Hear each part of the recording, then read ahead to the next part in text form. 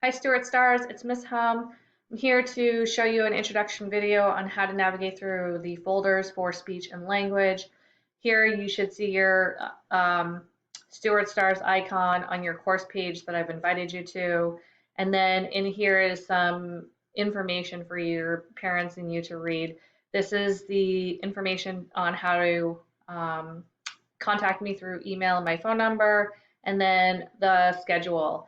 So my schedule looks similar to how it was in school, and I tried to be a little bit more flexible by having some hours available by appointment, in which if you wanted to have a conference with me where you could talk to me virtually and I can hear your sounds, that is an option for you through conferences. And I'll show you how to navigate that in case you haven't already touched on that in your other courses. So here you see folders, and each folder is designated for a grade. So I'm going to click onto fourth grade here. And I know you fourth graders are pretty savvy, so I don't have to go into too much detail. But nonetheless, in here is the same information that was in the general folder, and that is the parent contact letter, and then my schedule. Kind of wanted you to have one-stop shop here. And then I have two folders, each folder, three folders.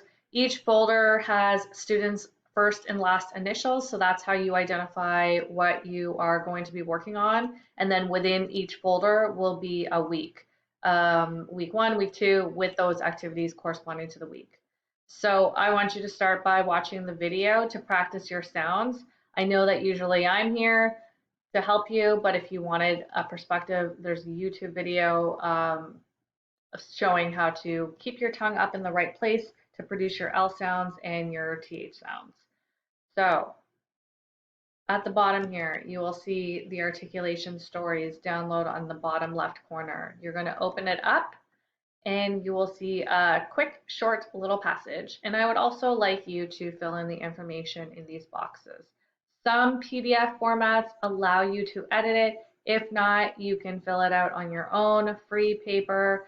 And but more importantly, I want you to be thinking about your sounds when you are reading them aloud.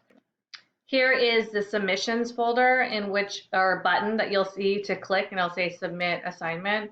And I'm going to show you that how to record yourself. So I want you to click on the symbol that says audio and video recording. You may have already seen this already, so if I'm repeating it, that's fine.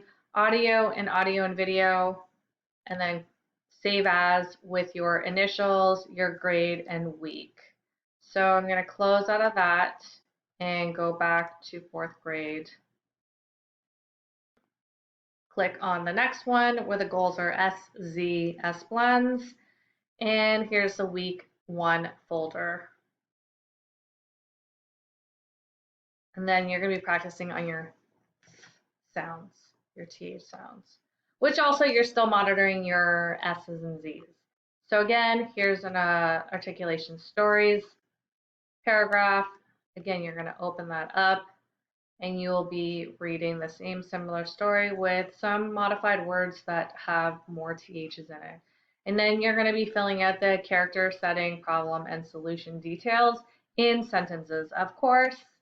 So for some extra sauce, I would like you to submit a recording of yourself again using that microphone icon that you will see within your assignment. So just like you see it on mine here, that's loading, you see this icon and you do your audio video recording.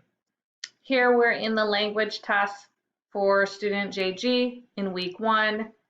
You're going to click on the link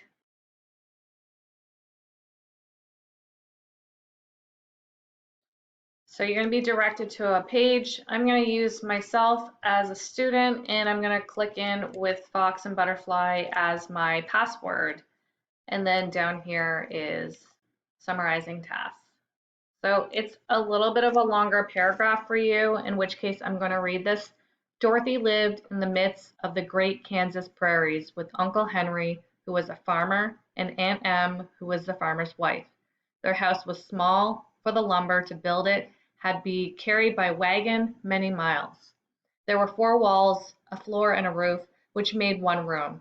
And this room contained a rusty-looking cook stove, a cupboard for the dishes, a table, 3 or 4 chairs, and the beds.